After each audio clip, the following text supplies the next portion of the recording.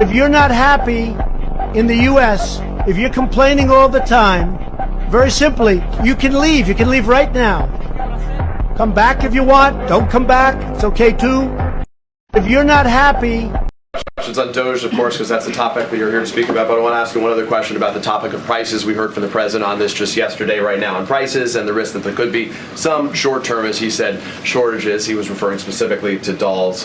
What do you tell Americans right now, Stephen, who say they can't afford to, in the president's words, be patient? Americans who voted for President Trump on his promise that he would lower prices across the board on day one.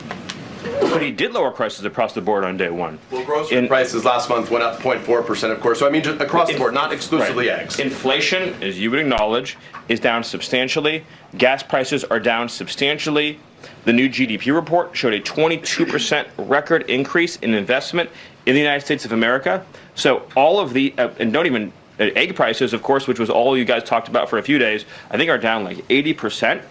The reality is that we can either surrender economically to China, or we can reclaim and reshore our manufacturing base and our industrial needs. And it's not just China. In the event of any national emergency, this is the president's first duty as commander-in-chief.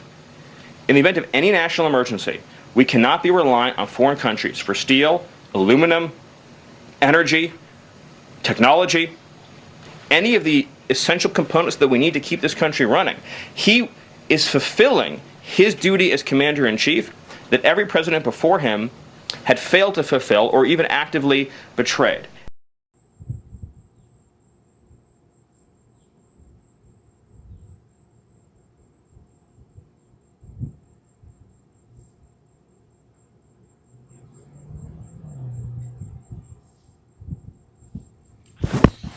I'm waiting on Grok to give me a response on some questions that I asked to do some quick math so I can share with you guys. But there's so many problems here.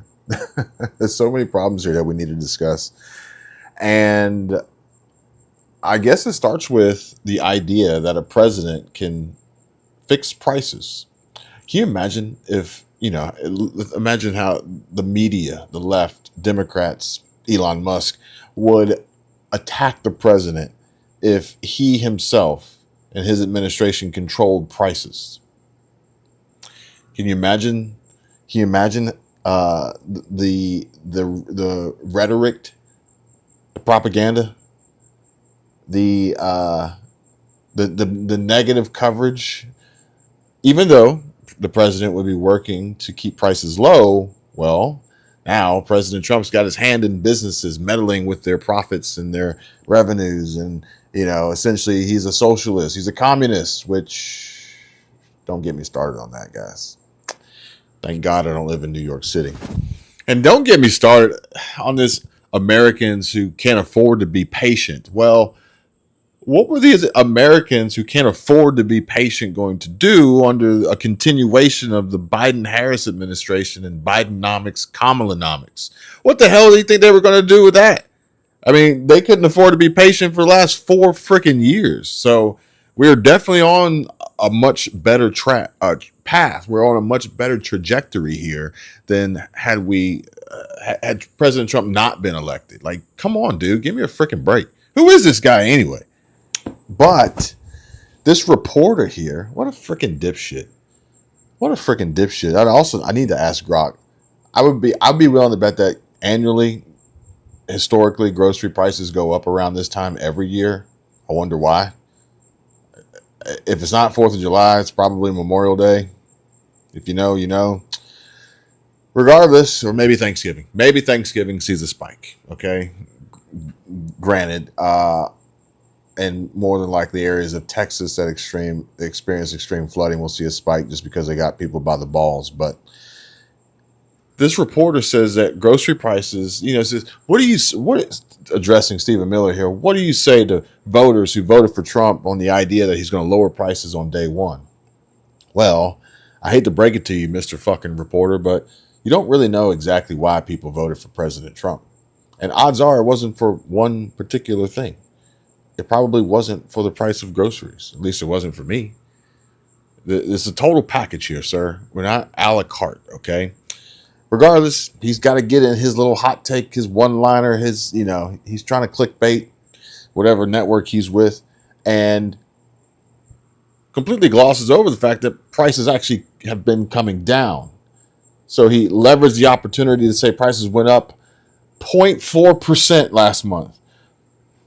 Well, how much did they come down? I mean, if they came down 10% and they go up 0.4%, then we're still down a net negative 9.6% since he took office, right? Easy math. However, we were actually having this discussion the other day about gas prices and how little of an impact gas prices really has on the big picture, the grand scheme of things. This is literally like trying to campaign as if you're Kamala Harris talking about you're going to lower the price of ground beef, as if that's really what's holding people back from being able to afford houses. A 0.4% increase in grocery prices would raise costs roughly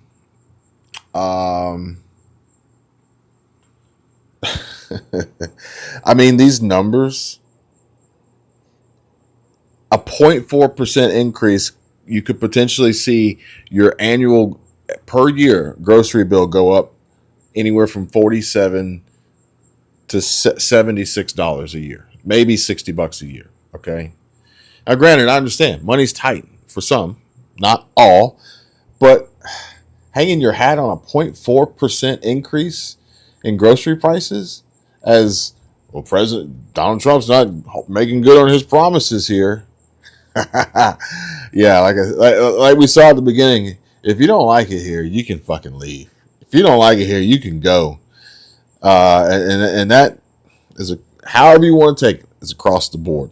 Than it looks to start a political party, and we'll see where they go with it. My humble advice to Elon, who I admire very much actually, is that you may be dividing the forces of people who want to save Western civilization to the benefit of the people who don't. And so to the extent that this effort would divide conservatives and Republicans against each other, that would be helpful, because it would leave the country to people who want unfettered immigration, who don't share your fiscal views, and so on and so forth. So we'll see where it goes. I sort of hope everybody puts the band back together the way they had it back in 2024, because when everybody was working together, things worked quite well. I'm just curious, if they're on the side of Western civilization, what's the other civilization that people want? Not Western civilization. Oh, okay. Very interesting. I think people. Terrible. I think civilization. Values, not Western civilization. I think there's a lot.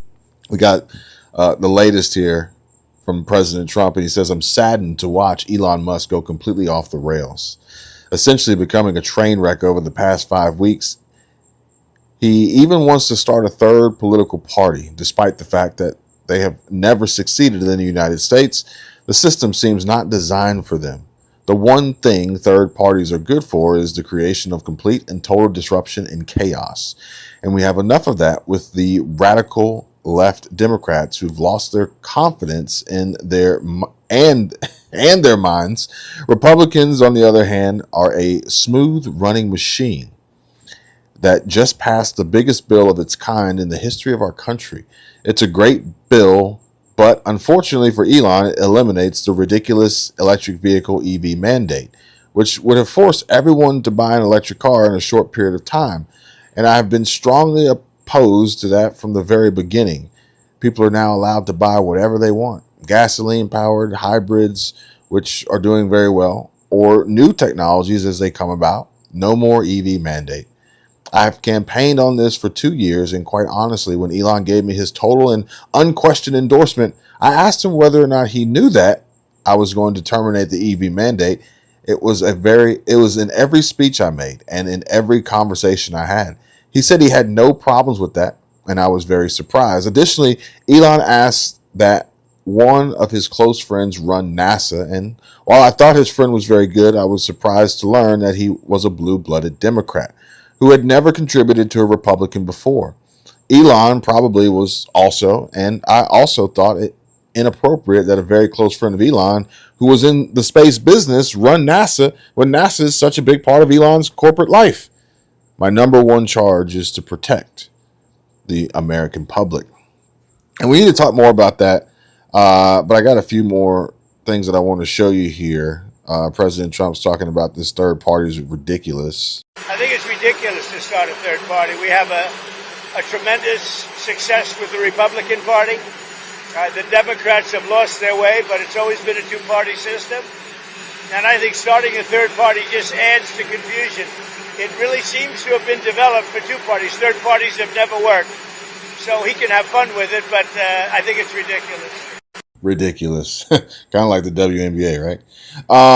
But either way, this one here, who's thinking of moving overseas for lower cost of living but higher quality of life? This is a 3-story villa with a grand staircase leading you up to this rooftop. This is pretty bad. I don't know where this is. It says insane views. I put it on the screen so you guys can check it out. This is how much it cost to buy this property in Samui, Thailand. Come with me. This is a 3-story villa with a grand staircase entrance leading you to the open-plan living room and kitchen. Connected to the pool with insane sea views, you can literally see both Chaweng Beach and Bang Rak Beach from here. We have the kitchen with all brand new appliances. This villa also comes with an insane skylight. Let in so much natural light that you don't need an artificial light. Here on the 3rd floor you got 4 bedrooms, all with its own bathroom, all super spacious, all come with a view, clean finish and plenty of lights. The view is 360 degrees so you can see sunrise and sunset. There are also a maid room, storage, and a guest bathroom on the main floor. 2 covered car parks, electric gate, lots of garden space, and you're literally 5 minutes to the airport. 10 to the ferry to Koh Phangan. This villa comes with a freehold ownership, and the final price of the villa is... But yeah, I mean, just check this out, okay? Just check this out. This is Elon, okay? This is Elon. This is Elon also. Elon manipulating Grok. Elon is manipulating Grok and my feed and algorithm to, Elon is he's a petty little child, and he's really showing himself right now. And it's not going to be good for him. It's not going to be good for the American party that he's trying to form here. And Brendan Dilly says Elon hasn't been right since the 62-year-old gay Treasury Secretary Scott Bessent kicked his ass. And I think that hurt Elon more than Trump and eliminating the EV mandate or telling him no on his buddy getting hired for NASA. I think that probably hurt Elon's ego way more than anything else. Grok is losing all credibility right now. Southern Gray says, for all you fucktards all over my Elon posts, let me remind you, he is for gun control, carbon taxes, green energy monies, and he voted for Obama, who raised the debt ceiling 11 times. And he voted for Biden, who raised it at least 2 more times. His poll is bullshit, full of Dems and foreigners.